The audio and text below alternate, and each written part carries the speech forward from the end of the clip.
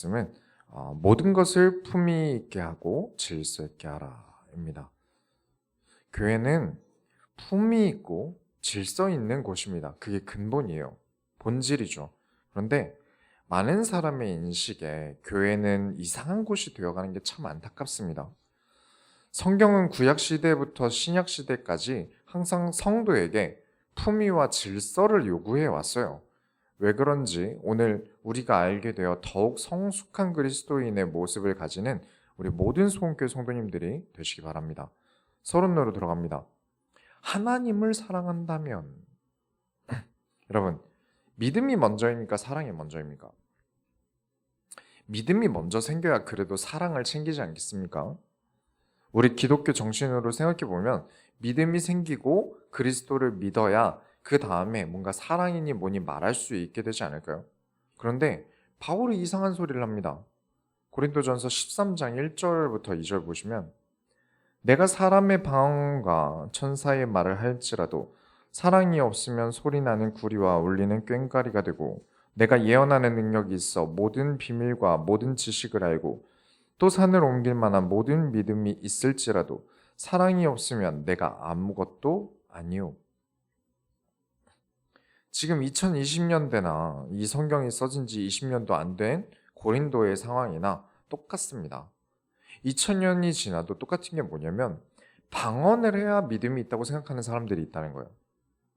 방언을 못하는 사람을 아직도 믿음이 없다고 여기는 건 지금도 그래요. 그래서 은사주의자들이 말하는 게 뭐냐면 애기 방언이 있고 어른 방언이 있대요. 방언에 단계가 있다고 가르치는 거죠. 그런 사람들에게 바울은 이렇게 얘기합니다. 수준 높은 방언을 네가 한다고 해도 그 수준이 방언 수준을 넘어서 천사의 말을 한다고 해도 예언을 한다고 해도 사랑이 없으면 그냥 시끄러운 소리일 뿐이다. 믿음이 좋다고 말하는 사람이 아무리 방언을 하든 능력이 있든 높은 지식이 있든 산을 옮길 만한 뭐가 있다고 해도 사랑이 없다면 아무것도 아니다. 근데 왜 믿음보다 사랑일까요? 내가 믿는다? 내가 하나님을 믿는다? 사실은 믿어보니 하나님께서 나를 먼저 사랑하셨어요. 내가 믿는 게 먼저라고 생각할 수 있겠지만 하나님께서는 나를 사랑하셔서 진즉에 한참 먼저 예수 그리스도를 보내주셨습니다. 예수 그리스도께서는 우리의 믿음이 있기 전에 우리에게 사랑을 먼저 보이셨습니다. 우리가 고린도전서 바로 전에 한 게 요한복음이지 않습니까? 예수님께서 절대 자신의 입으로 얘야 사랑한다 그렇게 안 하세요. 항상 행동으로 사랑을 보여주습니다. 말뿐인 사랑은 달콤합니다. 그러나 삶으로 말해준 사랑은 평생 내 가슴에 남습니다. 귀만 즐거운 사랑이 아니라 내 가슴에 남아있는 사랑은 행동으로 보여준 사랑이에요. 고린도 교회에서 분란을 자꾸 일으키는 사람들이 한참 몇 년 전에 출애굽을 했던 백성들과 하는 짓이 똑같습니다. 우리가 지난주에 보았듯이 고린도 교회는 바울이 무슨 사도냐? 출애굽한 백성들은 모세가 무슨 지도자 자격이 있냐? 우리도 하나님의 말씀을 듣고 예언도 하고 방언도 하는데 왜 모세만 지도자냐? 왜 바울만 사도냐? 홍해가 갈라진 때나 고린도 교회의 때나 2022년인 지금이나 똑같습니다. 시기는 변해도 인간의 본성이 변하지 않았다는 거예요. 인간은 똑같아요. 다 똑같습니다. 우린 다 똑같아요. 저도 하나님 자녀고 여러분도 하나님 자녀고 다 똑같습니다. 다 똑같이 예수 그리스도의 피값을 주고 사셨습니다. 누구는 피값을 더 주시고 누구는 피값을 덜 주시고 그러지 않으셨어요. 다 똑같은 피값으로 우리를 사셨습니다. 그런데 값을 주고 인간을 구하신 하나님은 같으신데 인간이 다른 거예요. 아무리 믿음 좋아봐라. 하나님을 사랑한다면서 너는 교회를 찢어놓고 하나님을 사랑한다면서 너는 너 자신을 지켜 세우기 위해서 바울을 자기 밑으로 깔아두려고 하고 진짜 하나님을 사랑하는데 그런 행동을 할 수 있느냐라는 거예요. 바울은 이 말을 하고 싶었던 겁니다. 하나님을 사랑하고 영혼을 사랑하고 교회를 사랑하는 척 하면서 본인이 믿음이 더 크다. 그러면서 합리화하는 사람들아, 진짜 너희가 하나님, 영혼, 교회를 사랑한다면 어떻게 했겠느냐? 13장 4절에 사랑은 오래 참고 사랑은 온유하며 시기하지 아니하며 사랑은 자랑하지 아니하며 교만하지 아니하며. 방언을 자랑할 수 없다. 방언으로 교만할 수 없다. 교회를 이탈하는 성도들에게 설문조사를 해봤더니 자기들끼리 마음에 드는 사람끼리 모여서 카르텔을 만들고 조금 마음에 안 드는 사람이 있다고 쳐낸다 라고 응답한 사람들이 생각보다 예상보다 훨씬 많았어요. 그 교회에 오래 다닌 사람들 사이에 새로운 사람이 낄 틈이 없다고요. 내 취향이 아니라고 멀리하게 하고 내 취향인 사람들만 가까이 두는 게 진짜 예수를 사랑하는 사람이 그럴 수 있느냐? 온유했고 시기하지 않았고 자기가 아는 것 많고 방언이나 예언한다고 자랑질 하지도 않았을 거고 교만하게 사도의 직분까지 걸고 넘어지지 않았을 것이다. 13장 5절부터 7절에 무례에 행하지 아니하며 자기의 유익을 구하지 아니하며 성내지 아니하며 악한 것을 생각하지 아니하며 불의를 기뻐하지 아니하며 진리와 함께 기뻐하고 모든 것을 참으며 모든 것을 믿으며 모든 것을 바라며 모든 것을 견디느니라. 제가 담임 목사님이 된 이후에 진짜 무례한 사람들을 많이 봤거든요. 제가 처음 이 소원교회를 개척할 때 32살이었어요. 그러니까 까마득한 위에서 까마득한 후배가 담임 목사가 된 거예요. 근데 그 사람은 아직 부교육자인 거죠. 괜히 자격지심이 생기는 거예요. 한참 나보다 까마득한 후배가 담임 목사가 되고 난 아직도 부교육자니까 자격지심이 생기니까 더 저를 밑에 깔려고 노력했어요. 일부러 사람들 많은 날 저에게 옆에 애기 과자 좀 주게 뒤에서 과자 좀 갖다 줄래? 저한테 이러는 거예요. 진짜 있었어요. 그 애기가 자기 애기도 아니에요. 그걸 보고 애 아빠가 너무 놀래가지고 막 저한테 사과하고 막 미안하다고 하고 그래서 애 아빠를 봐서 좀 그날 좀 많이 참고 기도하다가 그래 하나님께서 세우신 교회의 얼굴이 되는 그런 목회자가 이런 데서 사고 치면 안 되겠다 하고 그냥 넘어가고 봐줬습니다. 일반 성도가 아닌 목사가 자기 자격지심과 위치를 위해 하는 행동 이 정도면 지금 앞에 설명한 믿음이 있다고 해도 사랑 없이는 아무것도 아니라는 말이 이해가 갔으리라고 생각합니다. 하나님을 사랑하니 나도 귀하고 당신도 귀하고 각자 맡은 은사대로 하나님께 쓰임받고 나는 부교육자대로 하나님께 쓰임받고 너는 담임 목사로서 하나님께 쓰임받고 그랬을 거라는 거예요. 우리가 한 하나님을 섬기고 예수님의 가르침을 실행하는 사람으로서 할 수 있는 행동이 있고 못할 행동이 있는 거죠. 진짜 예수님을 사랑하는데 예수님의 가르침에 반하는 짓을 할 수 있겠습니까? 그런데 예수님께서는 성도와의 사랑, 이웃과의 사랑 등 영혼에 대한 사랑을 가르치셨단 말이에요.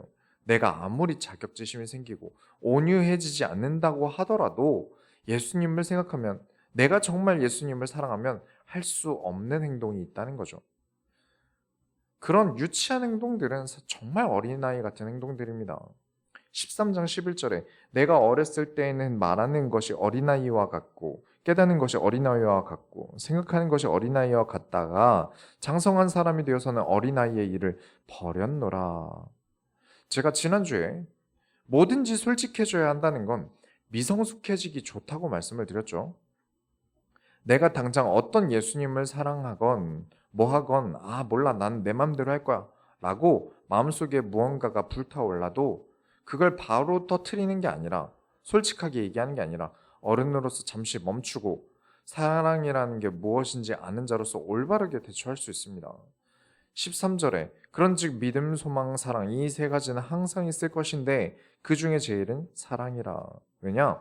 믿음은 합리화하기 쉬워요.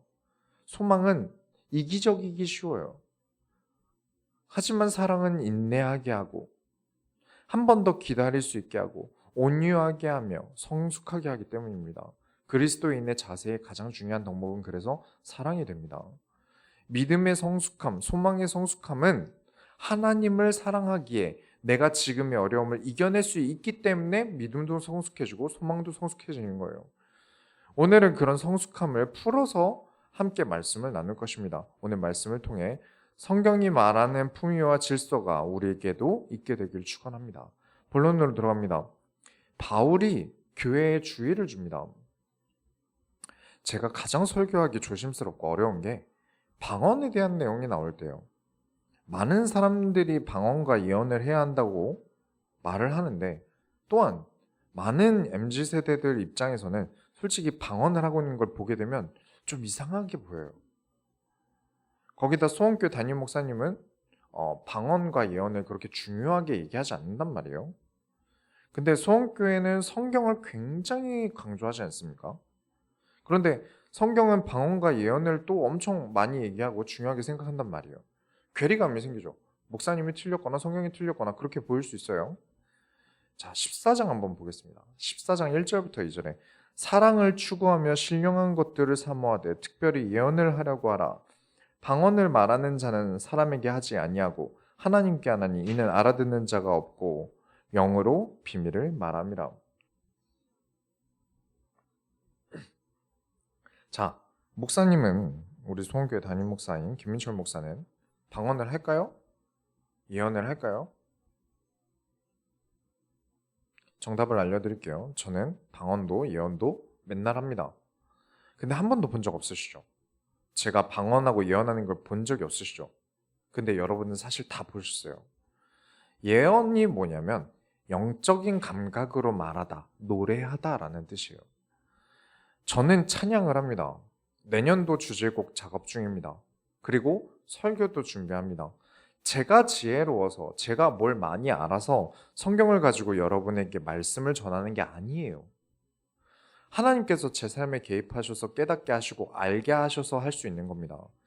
제가 뭐라고 내년도에 방향을 잡고 2023년도에 하나님께서 성취시킬 말씀은 이겁니다 라고 1월 1일에 신년 예배를 드릴 수 있겠습니까?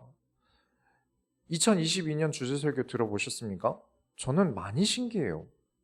저는 그냥 하나님께서 주신 말씀을 했는데, 전달했는데 한 해 동안 하나님께서 그 말씀을 얼마나 성취시켜주는지 보았거든요.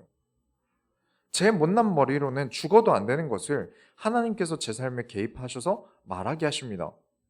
그래서 지금 이 자리에서 하는 이 설교도 하나님께서 주시는 예언의 한 모습이라고 할 수 있죠. 방언은 어떻습니까? 저는 예언도 방언도 있다고 믿습니다.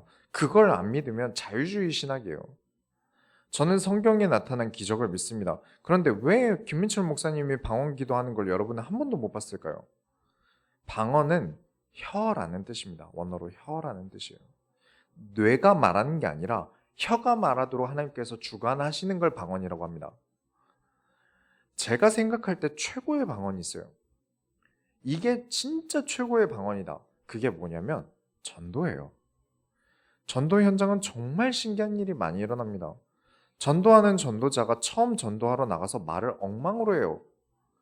이 말했다가 저 말했다가 더듬더듬 거리고 덜덜 떨면서 막 교회에서 시키니까 막 머릿속은 하얀데 그래도 막 예수님께서 십자가에 돌아가시고 이렇게 말해야 되는데 십자가님이 예수에 못 박혀서 돌아가시고 막 엉망으로 말해요. 말하는 자기도 지금 뭔 말하는지 모르겠어요. 머리가 하얘져요. 그런데 그걸 또 믿고 예수님을 영접하는 사람이 나와요. 그 사람은 자기가 말하고 있지만 그 안에서 역사하시는 이는 성령님이고 그걸 믿는 그 사람도 귀로 듣는 것 같지만 그 영혼의 문을 여시고 구원을 주시는 이는 하나님이신 겁니다. 그 모든 증거가 있습니다. 여러분이에요. 처음 교회 다닐 때, 처음 예수 믿을 때, 여러분이 누군가 전도할 때 여러분은 진짜 그 말을 다 알아들으셔서 예수 믿으셨습니까? 예수님은 그리스도고 왕 선지자 제사장 어쩌고 저쩌고 진짜 그 모든 말을 다 알아듣고 여러분이 예수님을 주인으로 모신 분이 계십니까? 지구에 그런 인간은 단 한 명도 없습니다. 여러분이 믿은 것 같으나 하나님께서 믿게 하신 거예요. 그래서 최고의 방언은 전도입니다. 인간으로서 할 수 없는 일이니까요. 제가 여기에 올라와서 하는 설교를 여러분이 100%다 이해할 거라고 저는 생각하지 않습니다. 누군가는 이것을 깨닫고 누군가는 또 다른 무언가를 깨닫습니다. 누군가가 붙잡은 게 다르고 또 다른 사람이 붙잡은 게 다릅니다. 왜냐? 마음에 오는 말씀이 달라요. 네, 모두에게 허용된 언어가 아닌 다른 언어이기 때문에 그렇습니다. 같은 한국말로 하고 있는 것 같지만 듣는 이의 마음을 열어서 주시는 게 다른 겁니다. 이것 역시도 방언의 일종이 됩니다. 그런데 많은 사람이 방언과 예언함을 자랑거리로 여깁니다. 내가 이번 주에 이렇게 설교했는데 성도들이 은혜를 많이 받았어. 자랑할 거리 아닙니다. 내가 설교했습니까? 그런 어떤 예언과 방언을 자랑거리로 여긴다. 그게 얼마나 교회를 어지럽히는 일인지 몰라요. 방언과 예언함은 자랑거리로 주신 게 아니라 하나님의 큰 뜻과 비밀을 알게 하시고 이루시는 하나의 방편에 불과합니다. 근데 그것을 자랑거리로 생각하고 교회의 모두가 방언과 예언으로 말하면 어떻게 되겠습니까? 엉망이 되는 거죠. 그래서 두 번째로, 교회는 품위와 질서가 있는 곳입니다. 14장 8절부터 9절에 만일 나팔이 분명하지 못한 소리를 내면 누가 전투를 준비하려? 이와 같이 너희도 혀로서 알아듣기 쉬운 말을 하지 아니하면 그 말하는 것을 어찌 알리오? 이는 허공에다 말하는 것이라. 제가 방언을 믿지 않는 게 아닙니다. 무분별하게 아무데나 방언을 일삼고 예언을 일삼는 것을 문제 삼는 겁니다. 제가 진짜 질렸던 게 뭐냐면 어떤 분이 이런 식으로 설교를 해요. 제가 있었던 곳인데, 여러분, 제가 어제 김치찌개를 먹고 그저께는 된장찌개를 먹었습니다. 이게 다 하나님의 은혜인 줄 믿습니다. 거진 설교가 이런 식이에요. 설교 대충 준비하고 올라가서 아무 말이나 급 떠올라서 해놓고 이건 성령께서 나에게 말하게 하신 거다 하고 막 말하다가 이게 마무리가 안 지어지니까 은혜입니다 라고 점을 찍어요. 마침표를 찍는 거죠. 그래서 저도 말씀으로 은혜를 받고 살아가야 되는 사람이니까 너무 답답해서 찾아갔어요. 찾아가서 최대한 그냥 궁금해서 물어보는 척 여쭤봤어요. 오늘 설교의 이 내용이, 그 김치찌개 된장찌개가 어떤 은혜를 얘기하는 건가요? 그랬는데 그분이 하는 말이, 민철아, 네가 영적인 걸 아직 몰라서 아직 잘 못 알아듣는 것 같다. 더 많이 기도해라. 넌 기도가 부족해. 그래서 이번 주에 새벽 기도 한 번도 빠지지 말고 다 네가 설교해라. 막 속이 답답해서 일만 더 늘었네. 이제 안 물어봐야지. 알아듣게 말하지 않는데 어떻게 알아듣냐고 바울이 지금 경고하는 거 아닙니까? 기도를 안 해서 내가 못 알아듣는 거라고 하면 어쩌라는 걸까요? 14장 18절부터 19절에 내가 너희 모든 사람보다 방언을 더 말함으로 하나님께 감사하노라. 그러나 교회에서 네가 남을 가르치기 위하여 깨달은 마음으로 5마디 말을 하는 것이 1만 마디 방언으로 말하는 것보다 나으니라. 더 똑바로 얘기하라는 거예요. 그 5마디가 훨씬 5마디가 1만 마디의 방언보다 낫다는 거죠. 내가 아는 지식을 어렵게 말하는 건 어렵지 않습니다. 사람들에게 쉽게 설명하는 게 더 어렵죠. 예시도 잘 들어야 하고 언어도 너무 전문 언어 쓰면 안 되고요.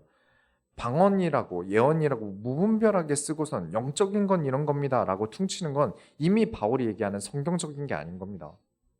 교회가 세상과 구분되었다고 뭔가 영적인 것을 추구하려는데 오히려 교회는 더욱더 평범한 말을 해야 하는 곳이 교회예요. 못 알아듣는 말을 하는 곳이 아니라 알아들을 수 있는 말을 모여서 하는 곳이 교회예요. 나 혼자서는 더 깊이 고민하고 더 깊이 기도하고 더 깊이 말씀 안에 들어가는 것입니다. 그러나 교회나 세상에서는 누구나 알아들을 수 있는 말을 해야 돼요. 그러나 똑같은 말을 해도 사람들이 방언을 해야 더 깊이 있는 말을 한다고 생각하는데 그렇지 않습니다. 똑같은 말을 해도 말씀에 깊이가 있는 사람은 다른 거예요.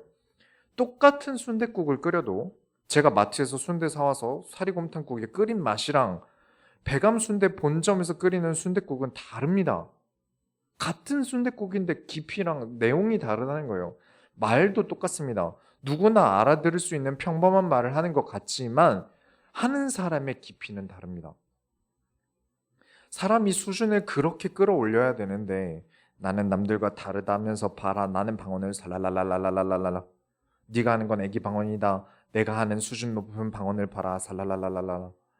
나는 수준이 높으니 아무 말이나 해도 성령님께서 하는 거고 너는 수준이 낮아서 못 알아듣는 거란다.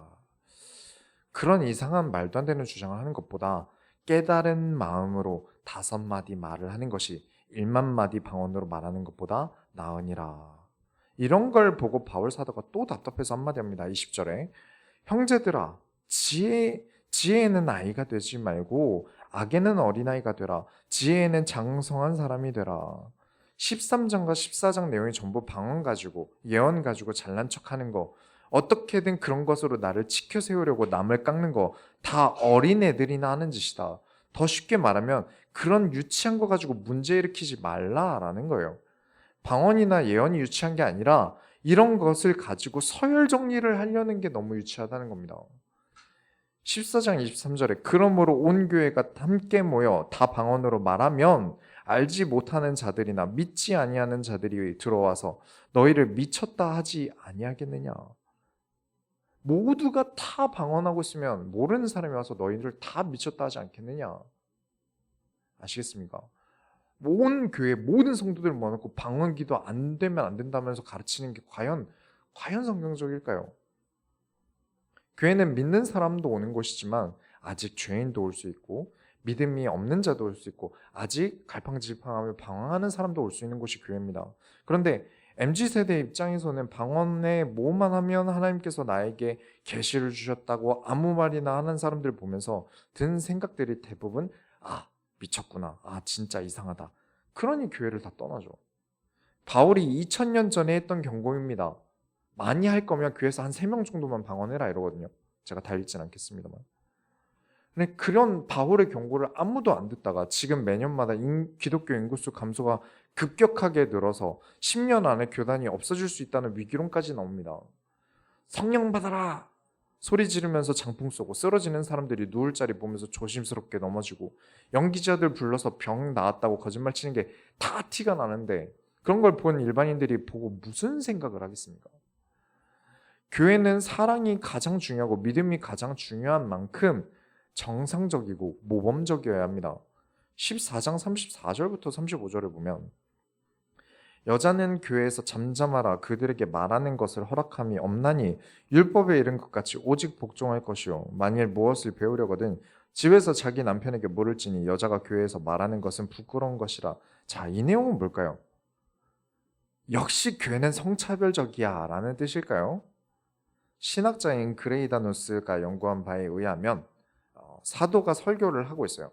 사도가 여기서 이렇게 설교를 하고 있는데 아내들이 자꾸 설교하는 중에 남편에게 말을 걸었대요. 앞에 같이 앉아 있는데 아무래도 당시 여성에게 교육이 제공되지 않았다 보니까 뭐든지 남편에게 물어보게 되는 거죠. 설교자가 설교를 하고 있는데 자꾸 저건 무슨 말이야? 여보 이건 무슨 말이야? 그 설교하는 사람 바로 앞에서 하니까 설교하는 사람이 되게 끊기는 거예요. 물어보거나 아니면 설교를 듣다가 자기가 뭔가 막 생각나면 여보 있잖아. 저 설교 듣다가 생각난 건데 여보는 언제부터 내가 좋았어? 설교하는데 자꾸 앞에서 말을 하지. 남편도 모르는데 자꾸 물어보지. 남편은 또 자존심 때문에 또 아는 척하지. 그러면 남편이 틀리게 대답하는 걸 설교하면서 듣고 있어야 돼요. 그러니 제발 좀 잠잠히 배워라. 설교하는데 앞에서 제발 떠들지 말라라는 뜻이었다고 해요. 여기서 자꾸 말하는 거 남들이 보잖냐. 부끄러운 거다. 할 말이 있으면 집에 가서 남편이랑 얘기해라 라는 뜻이었다고 합니다. 일리가 있어요. 정확하게 이런지는 모릅니다. 하지만 일리가 있어요. 제가 진짜 많이 보긴 했거든요. 왜 그렇게 예배 중에 말을 많이 하시는지. 목사님이 설교하는데 민망하게 계속 말을 해요. 저도 그런 경험들이 있어요. 부교육자 때 있거든요. 제가 설교를 하고 있고 작은 본당에서 자꾸 권사님들이 계속 얘기를 해요. 이따가 반찬 어떻게 되는지, 뭐 준비해야 되는지. 설교하다가 거기다 대고 죄송한데 조용히 좀 해주실래요? 이럴 수도 없고 난처해요. 그렇다고 그냥 둘 수 없으니 확실히 주의를 주긴 해야겠다 싶더라고요. 그러니까 성경이 뭔가 신비하고 은혜되는 책은 맞는데 언제나 질서 있게 행동하기를 주장하는 겁니다. 설교자가 설교하고 있을 땐 조용히 좀 해주세요라는 거죠. 구약시대의 우상숭배는 정말 쾌락의 음란의 끝판왕이죠. 어린 아기를 불판에 산채로 죽이고 수천 명이 모여서 성관계를 하고 자신의 몸을 칼로 찔러서 피를 뿌리고 정말 이상한 짓을 하는 게 그 당시의 우상숭배였어요. 그런데 성경은 이스라엘 백성들에게 이방신을 섬기지 말고 여호와를 섬겨라. 여호와는 음란도 싫어하고 함부로 피 흘리는 것도 싫어하시고 생명을 재미로 빼앗는 것도 싫어하신단 말이에요. 정말 정상적이죠. 신약에서도 이거 하지 마라 저거 하지 말라 하는 이유는 교회의 질서를 바로잡아야 한단 말이에요. 질서가 무너지면 교회가 무너집니다. 14장 33절에 하나님은 무질서의 하나님이 아니시오 오직 화평의 하나님이시라. 40절에 모든 것을 품위 있게 하고 질서 있게 하라. 그렇습니다. 세 번째로 품격 있는 크리스찬이 되셔야 됩니다. 크리스찬은 품격을 바라고 살아야 돼요. 품격 있으려고 노력해야 됩니다. 우리는 자기 자신을 내세울 때 무엇을 할까요? 보통 쓰는 방법들은 뭐 외제차 키를 슬그머기니 올려놓고 대화한다던가, 뭐 인스타에 너무 맛있는 카페에 디저트도 훌륭해라고 써놓고 사진에 은근슬쩍 팔에 차고 있는 시계가 보이게 음식 사진을 찍는다던가. 저는 이렇게 자신을 보이는 것을 크게 나쁘게 생각하지 않습니다. 차라리 이게 품격 있는 거예요. 대놓고 하는 것보다. 제일 나쁜 건 역시 남을 깎아내려서 자신을 올려 세우려는 거죠. 그리고 본능적으로 어린아이들도 사실 하는 행동입니다. 제가 10대 때 어린이집에서 어릴 때 마술 같은 걸로 봉사활동을 자주 했었어요. 지금은 싹 다 까먹었는데 그때 본 애기들이 딱 그래요. 이거 누가 그랬어? 선생님이 그러면 바로 나보다 어리고 약한 애를 가리키면서 제가 그랬어요. 선생님한테 이쁨 받고 싶어서 다 보이는데 자기 딴에는 몰래 다른 애 그림을 넘어뜨린 다음에 자기 그림 다 그렸다고 선생님께 보여주고. 애기들이나 하는 걸 어른이 돼서도 못 고치는 사람들이 많은 겁니다. 크리스찬이 품격 있다는 건 어떤 것일까요? 역시 제일 좋은 방법은 리미트가 큰 사람이라고 생각합니다. 그릇이 큰 사람이죠. 나에게 냉정한 사람이 남에게 관대할 때 존경을 받습니다. 돈이 많은 사람이 몇 억 기부를 하면 그런가 보다 하겠지만 폐지를 죽고 힘들게 사신 할머니가 몇백만 원을 대학에 기부했다고 하면 큰 울림이 있는 거예요. 15장 보시겠습니다. 15장 9절부터 10절에 나는 사도 중에 가장 작은 자라. 나는 하나님의 교회를 박해하였으므로 사도라 칭함 받기를 감당하지 못할 자니라. 그러나 내가 나된 것은 하나님의 은혜로 된 것이니 내게 주신 그의 은혜가 헛되지 아니하여 내가 모든 사도보다 더 많이 수고하였으나 내가 한 것이 아니오 오직 나와 함께 하신 하나님의 은혜로라. 가장 교회를 위해 많이 수고하고 매도 많이 맞고 정말 하나님 나라를 위해서 돈이라도 벌면서 선교를 했던 사람이지 않습니까? 그 사람이 자기 자신이 가장 작다고 말합니다. 진짜 작은 사람이 작다고 말하면 그러려니 하겠지만 유대 사회에서 가장 많이 배운 교수가 자기 자신을 가장 낮은 사람이라고 낮춰요. 그 이유가 교회를 박해했던 사람이었고 은혜로 그 나쁜 죄질에서 사도로 불려주셨기 때문에 뭘 해도 내가 했다고 말할 수 없는 거예요. 가장 많은 것들을 가지고 있지만 가장 겸손한 거죠. 제일 많은 걸 이룬 사람이 내가 한 게 아무것도 없다, 은혜다 라고 말합니다. 저는 이런 모습이 품격이라고 생각합니다. 허풍 떠는 것 말고 안 해봤는데 해봤다고 말하면서 허세 부리는 것 말고 진짜 겪고 나서 말하는 것. 물론 세상에 지성인이 많지 않습니다. 이제 군중 안에 붙을 때 지성을 내어버리는 게 인간이라 허세를 부려도 많은 사람이 좋아하는 사람이 허세를 부리면 거짓말을 해도 쫓아다니더라고요. 그러나 믿음 안에 있는 자는 최고의 지성인이어야 합니다. 진짜 하나님을 사랑하는 사람은 지성이 낮을 수 없습니다. 그리스도가 최고의 고귀한 지식이기 때문입니다. 그리스도가 최고의 지식이에요. 수많은 지식을 알면 알수록 그리스도가 최고로 보이는 게 정상입니다. 그걸 모르니까 세상 지식 배설물이라고 자긴 씹어본 적도 먹어본 적도 없으면서 버립니다. 잘못된 거예요. 들어간 뒤에 나와야 그걸 배설물이라고 이야기하죠. 그냥 세상 것은 나쁜 것. 그래서 자기는 교회에서의 영적인 것만 한다고 바울이 교회에서 모두가 한 번에 방언하지 말라고 말한 그 경고 무시하고 방언만 열심히 해요. 영적인 것만 알겠다면서 하나님이 주신 지혜로운 것들, 세상에 분포되어 있는 지혜로운 것들을 배설물이라고 여겨요. 아니 먹고 나서 버려져야 그게 배설물이죠. 세상 지식을 알면 알수록 은혜되는 게 성경이어야 합니다. 세상 지식이 하나님의 말씀을 소화할 수 있게 해요. 하나님의 말씀을 듣고 소화가 끝나고 나온 세상 지식이 배설물인 거죠. 그냥 들은 거 말고 그렇다더라 하는 거 말고 상상으로 만든 뇌피셜 말고 진짜 아는 것이 그래서 중요합니다. 그래서 저는 여러분이 하시는 직업 얘기 듣는 걸 되게 좋아해요. 여러분 알고 계시죠? 자주 여쭤보고요. 다른 건 몰라도 그건 진짜잖아요. 그냥 누가 그렇다더라는 반쪽짜리지만 진짜 여러분이 하고 계신 직업이나 학업이나 이런 것들, 전공이나 그 얘기는 진짜잖아요. 제가 목사지 않습니까? 하나도 모르면서 의사는 어떻다더라 저렇다더라 말해도 의사 세계가 어떤지 저는 모르는 사람이에요. 또 사람들이 아무리 연기가 어쩌고 배우가 어쩌고 해도 진짜 현업에 종사한 사람의 얘기가 진짜입니다. 근데 어찌된 게 지금 개신교 내에서는 진짜를 모르는 사람이 너무 많은 말을 합니다. 위험할 정도예요.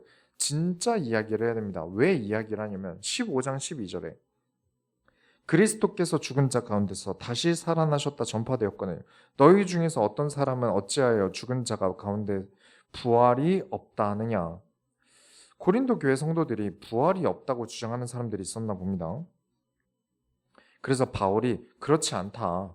부활이 없다면 그리스도의 부활도 없고 그리스도의 부활이 없다면 우리가 받은 구원도 없는 것이고 우리가 하는 이 사역들도 헛된다라고 주장합니다. 31절부터 32절에 형제들아 내가 그리스도 예수 우리 주 안에서 가진 바 너희에 대한 나의 자랑을 두고 단언하노니 나는 날마다 죽노라. 내가 사람의 방법으로 에베소에서 맹수와 더불어 싸웠다면 내게 무슨 유익이 있으리요? 죽은 자가 다시 살아나지 못한다면 내일 죽을 터이니 먹고 마시자 하리라. 에베소에서 맹수와 더불어 싸웠다는 말은 진짜 맹수랑 싸웠다는 말이 아니라 복음을 전하다 받은 핍박을 얘기합니다. 바울이 부활을 믿지 않는다면 한 번뿐인 인생 먹고 마시고 즐기자라고 말했을 거라는 거예요. 바울은 본인의 믿음과 그에 맞는 행동을 합니다.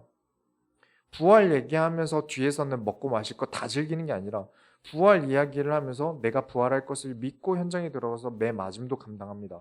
그날 죽을 수도 있다는 것도 감당한다는 거예요. 지식으로 알고 삶으로 실천했고 가보았고 경험한 것이죠. 저는 이런 것이 진짜라고 생각합니다. 교회의 품격을 해치는 행위 중 하나는 말과 행동이 너무 다르다는 거예요. 왜 개신교가 개독교라고 욕먹게 되었습니까? 말과 행동이 달랐으니까요. 모든 인간은 다 그렇습니다. 어떻게 모든 말을 다 실천할 수 있겠습니까? 한계가 있어요. 그런데 너무 허세가 심해서 성경까지 훼손시켜가면서 자기가 큰 믿음 가진 것처럼 가르치려 들고 가르친 건 큰데 내 삶이 안 따라오니까 문제인 거 아닙니까? 그걸 보니까 사람들이 교회를 떠난 거고 보여지는 것들에 대해 이건 예쁘지가 않네 저건 별로네 하면서 말만 하고 아무것도 하지 않고 앞에서 웃어주지만 서로 미워하는 그런 교회의 모습들이 보이고 말과 행동이 일치하는 사람, 그러면서 존경을 받을 만한 사람, 말만 기도하라고 말하는 사람이 아니라 정말 기도하는 사람, 가짜로 나를 포장하는 사람이 아니라 진짜 믿음의 삶을 살아가는 사람이 진짜 크리스찬입니다. 결론을 내리겠습니다. 말과 행동을 생각하셔야 됩니다. 말로 뭔가 때우려고 해서도 안 되고요. 행동해놓고 아무것도 증명하지 않으면 안 됩니다. 제가 고린도전서를 처음 시작할 때 교회는 질서가 있어야 하고 자신의 모든 것을 포기하고 주의 일을 할 지도자 한 명은 세워져 있어야 한다고 말씀을 드렸어요. 최소 한 명은 세워져 있어야 돼요. 지도자가 빠지니까 교회가 더듬이 잘린 곤충처럼 교회가 제 갈 길을 찾지 못해요. 그래서 바울이 지도자를 보냅니다. 4장에도 4장 17절에 이로 말미암아 내가 주 안에서 내 사랑하고 신실한 아들 디모데를 너희에게 보내었으니 그가 너희로 하여금 그리스도 예수 안에서 나의 행사 곧 내가 각 교회에서 가르치는 것을 생각나게 하리라. 16장 마지막이죠. 10절부터 11절에 디모데가 이르거든 너희에게 너희는 조심하여 그로 두려움이 없이 너희 가운데 있게 하라. 이는 그도 나와 같이 주의 일에 힘쓰는 자임이라. 그러므로 누구든지 그를 멸시하지 말고 평안히 보내어 내게로 오게 하라. 나는 그가 형제들과 함께 오기를 기다리노라. 교회의 질서와 품위가 무너지니 확실하게 교회를 이끌기 위해서 지도하라고 담임교역자를 보냅니다. 교회는 품위와 질서가 있는 곳입니다. 나보다 어리니까 아무 말이나 막 해도 되는 곳이 아닙니다. 교회는 사랑의 공동체니까 내가 무슨 사고를 치고 아무렇게나 어린 행동을 해도 이해해줘야 되는 것도 아닙니다. 가장 품위 있고 질서 있는 곳이 교회입니다. 그래서 질서를 위해 반드시 교회는 목사가 있어야 돼요. 교회 내에서 중심을 잡고 흔들리지 않아야 하는 게 목사입니다. 그래서 저도 어떻게든 더 나아지려고 노력하고 더 성장하려고 노력하고 더 품위 있고 반듯하려고 노력해야 하는 게 목사예요. 목사가 먼저 본을 보여야 성도들이 행동을 하겠죠. 저로 예를 들자면 원래 과거에 저는 저희 친가족들은 아시겠지만 머리 기르고 집에서 페인처럼 게임하고 사람들 만나는 거 안 좋아하고 누군가 제 신경 건들면 얄짤없이 가서 사고치고 사람들이랑 섞여 있는 거 불편하고 음악도 열심히 안 하는데 하는 척하고 SNS에 이상한 글을 싸지르는 사람이었어요. 그런 체질을 가진 사람이란 말이에요. 근데 이후에 진짜 이 약물고 고치고 성장시켰습니다. 고치고 또 고쳤어요. 머리도 자르고 아무리 불편하고 덥다 그래도 꼭 정장 입고 설교하고 워라벨에서 라이프는 빼고 살았습니다. 왜냐? 지금 이 모습으로는 안 된다고 생각했으니까요. 목사가 그러면 안 된다고 생각했어요. 원래 악보를 그릴 줄 몰랐는데 지난주랑 이번 주에는 우리 소원교회 주제곡 예전에 썼던 주제곡들 악보 작업을 했어요. 처음 해보는 거라 너무 힘들더라고요. 이게 목회랑 큰 상관 없어 보일 수 있는데 목회자는 목회에 관련된 것만 하려고 하면 성장하지 않더라고요. 계속 다른 지식들을 얻어야 돼요. 목사는 세상의 많은 것을 이해하려고 해야 돼요. 교회는 이런 사람 저런 사람 가리지 않고 오는 곳이니까요. 그래서 목사는 무엇이든지 얇고 넓게 배우는 게 좋습니다. 그래서 매해마다 새로운 것들을 배워보는 시간들을 꼭 가져요. 근데 이런 삶은 참 피곤합니다. 목사를 안 하면 딱 제가 먹고 살 것만 배우면 좋을 것 같아요. 우리 교회 인테리어를 이제 하려고 하는데 그 인테리어 사장님이 목수의 인건비는 항상 매년 오르는데 요즘에 목수의 인건비가 하루에 한 40만 원 정도 든다고 하더라고요. 목사 말고 목수를 했었어야 되는데. 그러나 저는 하나님께서 목사로서의 은사를 주신 거고 저는 이 은사를 감당하고 성장시킬 책임이 있는 거죠. 크리스찬의 삶은 모순되지 않으려고 노력해야 됩니다. 더 그래서 성장을 시켜야 돼요. 그 모습으로 크리스찬의 삶을 다 살 수 없기 때문에 그래서 성장시키는 겁니다. 개신교는 사랑의 종교라면 크리스찬은 성도와 교회를 사랑하고 죄인을 이해하고 그들에게 복음의 길로 인도하라는 말만 하는 게 아닌 삶으로 살아가야 됩니다. 16장 13절부터 14절에 깨어 믿음에 굳게 서서 남자답게 강건하라. 너희 모든 일을 사랑으로 행하라. 그냥 말만 하는 게 남자다운 게 아닙니다. 강건하라는 행동을 지시합니다. 모든 게 그래요.